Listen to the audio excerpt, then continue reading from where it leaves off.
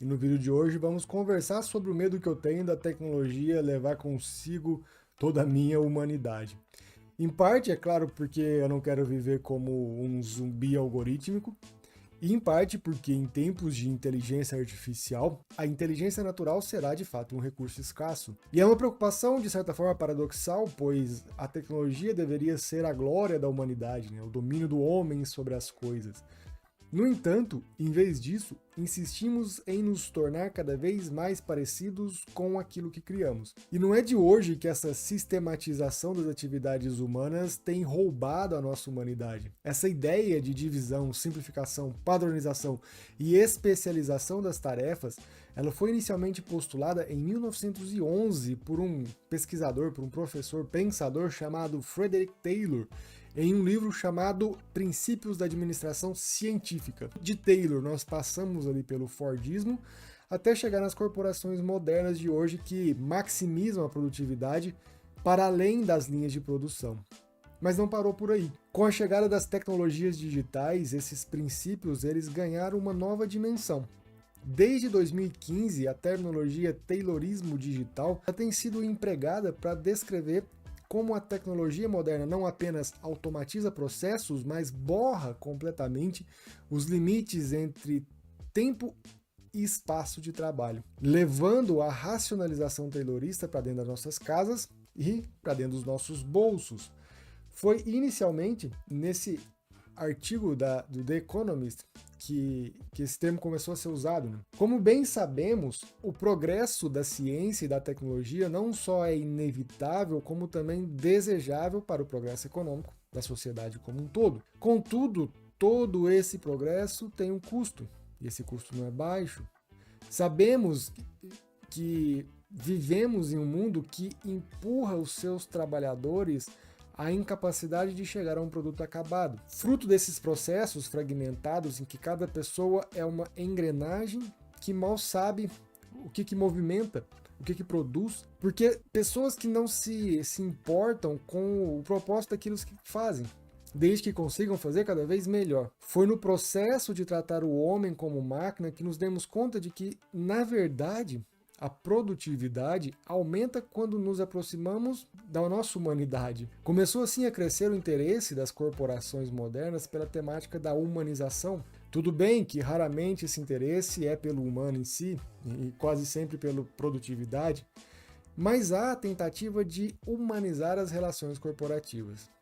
No entanto, em um ambiente tecnocrático, cientificista, até as tentativas de humanizar seguem regras desumanizadas. Quando o objetivo é encontrar algo a ser medido, nós afastamos completamente a subjetividade e a individualidade. Uma premissa que é até compreensível quando o objeto de análise são as máquinas, nós precisamos dessa análise fria.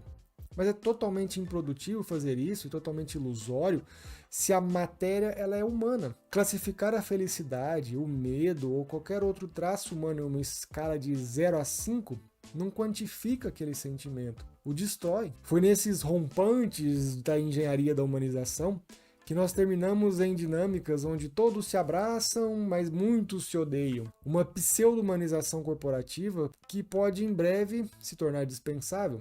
Afinal, a inteligência artificial promete resolver de vez o problema da humanização, eliminando o ser humano. Nós estamos aí vendo, né, a promessa da inteligência artificial substituir todos os nossos trabalhos. Desse turbilhão de futuros incertos, eu me arrisco a tirar uma certeza. O lado humano será cada vez mais valorizado. Se as corporações descobriram que a humanização, mesmo essa humanização artificial, aumenta a produtividade, os dados sugerem uma evolução. Nesse artigo, há uma publicação da McKinsey que prevê que habilidades sociais e emocionais genuínas serão 26% mais demandadas até 2030. Não se trata mais de humanizar processos, mas de valorizar o que é autenticamente humano. Entretanto, há um obstáculo nesse caminho. De tanto humanizarem processos corporativos, desgastaram o sentido dessa palavra. Humanização virou jargão. Perdeu sua substância. Por isso eu vejo a necessidade da gente relembrar o significado do que é ser humano. Não no sentido corporativo de gestão humanizada, mas de fato no sentido mais profundo. Nós somos mais humanos à medida que ampliamos nossas experiências sensoriais, afetivas, cognitivas e relacionais. A tentativa de sistematizar essa humanização revela sua própria contradição. Como observa Alexandre Serafim nessa obra, uma abordagem meramente técnica, cognitiva e comportamental nunca produzirá um efeito genuinamente humanizador. Estar vivo, é claro, é o ponto de partida, mas para ser humano é preciso ir um pouco além. Cultivamos nossa humanidade à medida que vivemos experiências, ampliamos o campo de visão das sensações, dos sentimentos à medida que vivemos. Mas não apenas isso, é preciso internalizar, é preciso integrar essas vivências na formação do nosso ser, na nossa cosmovisão. Com cada trabalho sendo automatizado, é impossível prever quando nós seremos descartados junto com a versão obsoleta da IA. O caminho para ser insubstituível não está mais no desenvolvimento de competências técnicas. O caminho para não ser descartado é manter-se humano. Uma afirmação que nos confunde pela sua falsa obviedade. É fácil pensar que já somos humanos. Entretanto, a tecnologia e o tecnicismo tirou de nós boa parte da nossa humanidade. A cada tecnologia incorporada em nossos dias, nós criamos mais uma camada que nos distancia da experiência humana. Pesquisadores da área de humanidades médicas identificaram que a desumanização resulta justamente da excessiva racionalização e tecnificação da vida. Para quem tiver interesse, está nessa revista aqui. A questão não está mais em usar ou não usar a tecnologia, usar ou não usar a inteligência artificial, mas sim em como me manter humano ou nos mantermos humanos em meio a tudo isso. Mas em nossa busca pela produtividade, nós nos afastamos de algo que nos torna mais humanos desde o surgimento da humanidade. Algo que passou por guerras, sobreviveu aos desastres, venceu fogueira, venceu ditadores.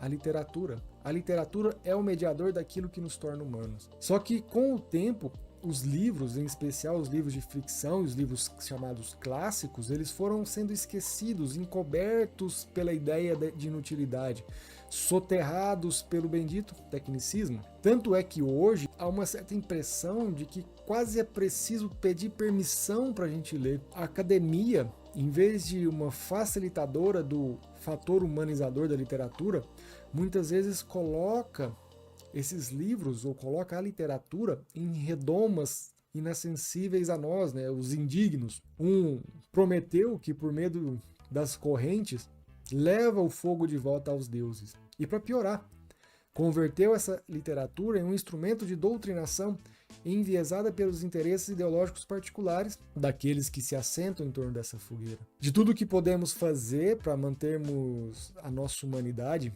abrir um bom livro com o entusiasmo de quem inicia uma viagem talvez seja a nossa melhor alternativa. Não a única, sem dúvida, mas com toda certeza uma ferramenta indispensável, pois há experiências humanas que só a literatura pode nos proporcionar. É a possibilidade que nós temos de viver várias vidas dentro de uma única vida. A literatura oferece algo que planilhas e métricas não conseguem capturar. Como diz o crítico literário, né, o grande pensador Antoine Compagnon, ecoando na sua obra Pra que literatura? Zola, ele reconhece: as obras-primas do romance contemporâneo dizem muito mais sobre o homem e sobre a natureza do que graves obras de filosofia. Não por diminuir, claro, as outras disciplinas, a importância das outras áreas, mas por acessar a experiência humana em sua integridade. Não pense que esse assunto termina por aqui. Eu sou o Zara, eu escrevo sobre ser humano em tempos de pressa e pausa. Um abraço e até nosso próximo encontro.